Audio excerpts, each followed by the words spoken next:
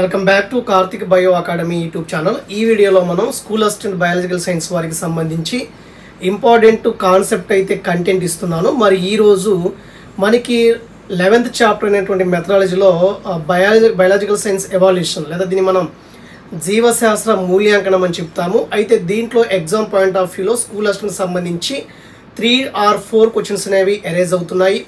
మరి దీంట్లో ఉన్నటువంటి ఇంపార్టెంట్ పాయింట్స్ ఏంటి అన్నీ కూడా నేను ఒక కాన్సెప్ట్గా ఒక 32 కాన్సెప్ట్ అయితే తయారు చేశాను. ఈ 32 అనేది ప్రీవియస్ క్వశ్చన్ పేపర్ బేస్ చేసుకొని మిగతా PGT biology, PGT botany, TGT science ఆ పేపర్ని కూడా రిఫర్ చేసి ఏపీలో జరిగినటువంటి ప్రీవియస్ పేపర్ని కూడా రిఫర్ చేసి ఈ మెటీరియల్ తయారు చేశాను.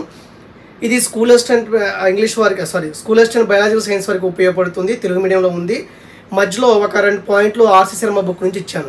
కాబట్టి మనకి ఏపీలో ఉన్నటువంటి అభ్యర్థులు ఎవరైతే స్కూల్ అసిస్టెంట్ బయాలజికల్ సైన్స్ చదువుతున్నారో వాళ్ళకి చాలా ఉపయోగకరంగా అయితే ఈ మెటీరియల్ అయితే ఉంటుంది. దయచేసి గమనించండి. ఇంకో ముఖ్యమైన విషయం ఏంటంటే మనకి కాంపిటేటివ్ ఎగ్జామ్స్ అన్నీ కూడా బయాలజీ మెథడ్ సంబంధించి 2 బుక్స్ అనేవి చాలా ఇంపార్టెంట్. ఒకటి modern science teaching by RC Sharma, రెండోది ఎన్సీఆర్టీ పెడగాజీ ఆఫ్ సైన్స్.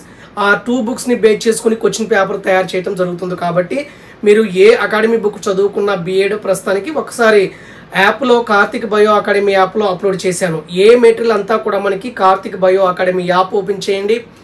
పైన 3 డాట్స్ కనబడతాయి. ఫ్రీ మెటీరియల్ ఆప్షన్ ఉంటుంది, దాంట్లో ఉంటాయి. చాలామంది డౌట్లు అడుగుతున్నారు ఇంకా.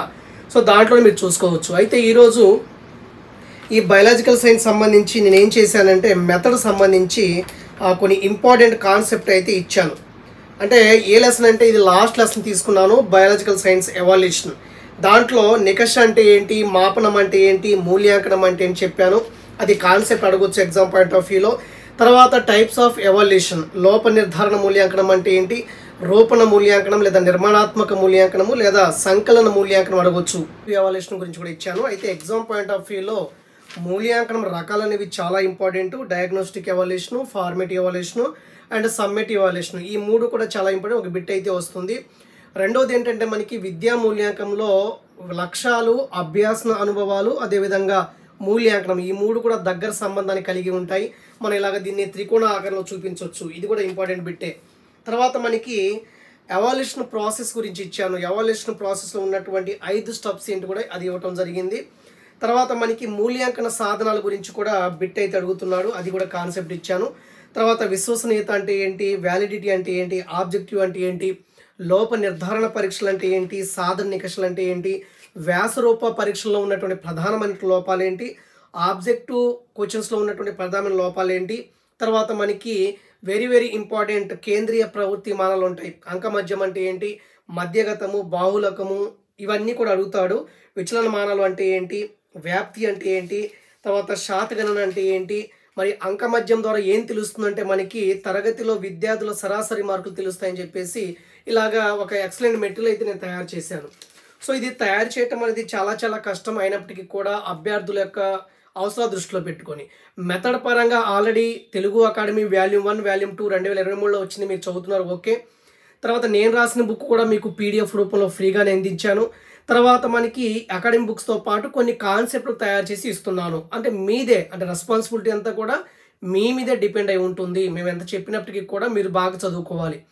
సో మెథడ్ పరంగా మనకి 2023లో వచ్చినటువంటి వాల్యూమ్ 1, వాల్యూమ్ 2 బుక్ చదువుతూ ఉండండి.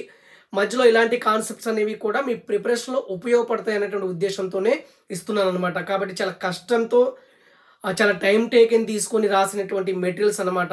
ఇవి కూడా మనకి యాక్చువల్గా యాప్లో ఒక కోర్స్ కింద పెట్టేయవచ్చు.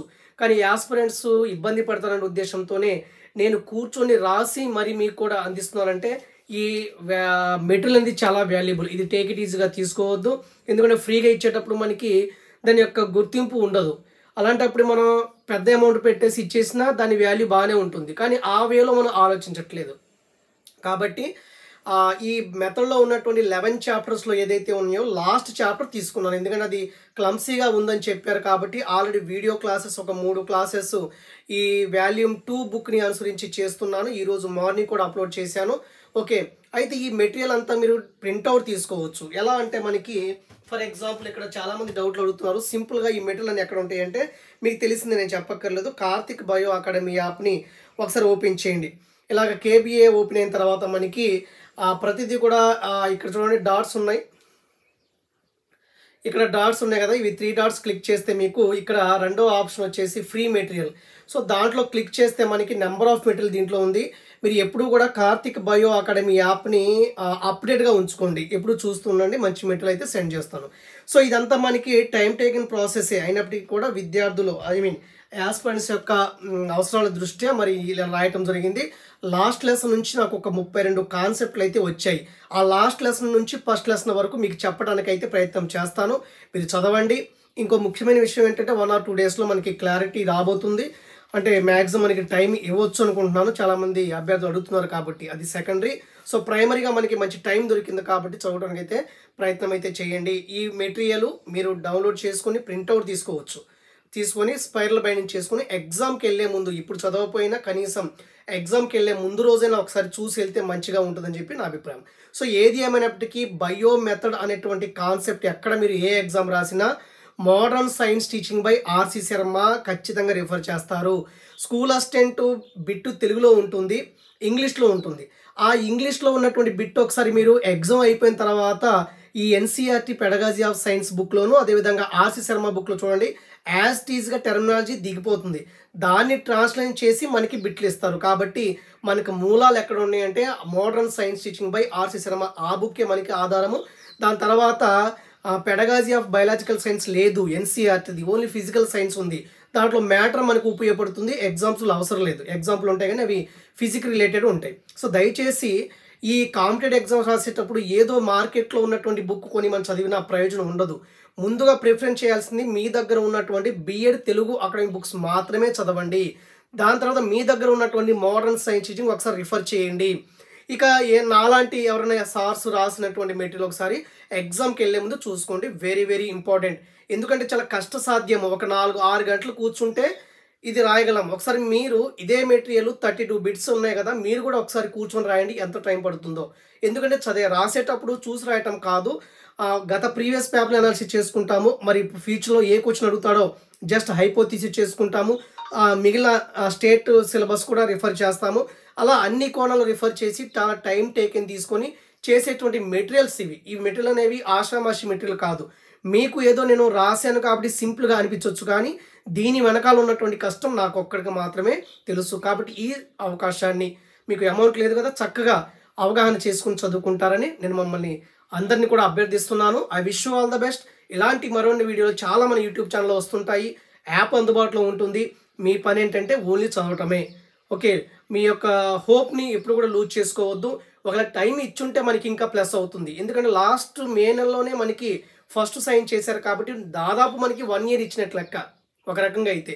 సో ఏది ఏమైనప్పటికీ నోటిఫికేషన్ ఇచ్చిన తర్వాత మన డేట్స్ ఇంపార్టెంట్ కాబట్టి 45 daysలో డిఎస్సి క్లియర్ అనేది ఇంపాసిబుల్. కాబట్టి ఖచ్చితంగా టైం ఇస్తారు, అది కూడా 3 months, ఎవరో మేబీ 1 month అయితే ఇవ్వచ్చు నాకు తెలిసి. కాబట్టి చదవడానికి అయితే ప్రయత్నం చేయండి. I wish you all the best. Thank you.